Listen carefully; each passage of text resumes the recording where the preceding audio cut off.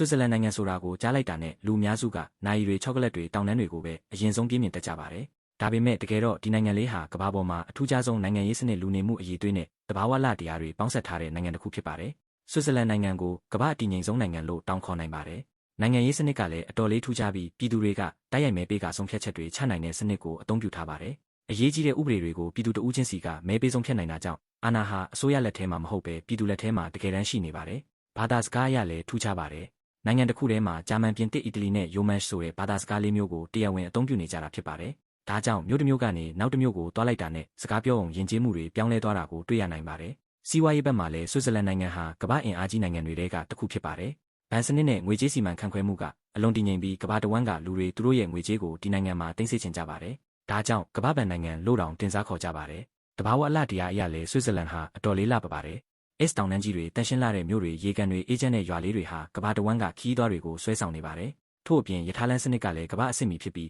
တောင်တန်းတွေကြားကလှပတဲ့မြင်ကွင်းတွေကိုအလွယ်တကူခန်းစားနိုင်ပါတယ်။လူနေမှုဘက်မှာတော့ဆွစ်ဇာလန်ဟာကမ္ဘာ့အရေးသွေးမြင့်ဆုံးနိုင်ငံတွေထဲမှာအမြဲပါဝင်နေပါတယ်။လုံခြုံမှုကောင်းခြင်းပတ်ဝန်းကျင်တန်ရှင်းခြင်းကျန်းမာရေးစနစ်ကောင်းမွန်ခြင်းတို့ကြောင့်လူတွေအေးချမ်းစွာနေထိုင်နိုင်ပါတယ်။အနှစ်ချုပ်ပြောရရင်ဆွစ်ဇာလန်နိုင်ငံဟာနိုင်ရီနဲ့ချောကလက်နဲ့တင်မဟုတ်ပဲနိုင်ငံရေးစီးပွားရေးနဲ့တဘာဝလတရားတွေကိုမျှတအောင်ထိန်းသိမ်းထားနိုင်တဲ့ကမ္ဘာအထူးခြားဆုံးနိုင်ငံတစ်ခုဖြစ်ပါတယ်။ဒီလိုမျိုးနေစဉ်ဗဟုသုတတွေအတွက် Daily Bite ကို follow လုပ်ပေးခဲ့ကြပါ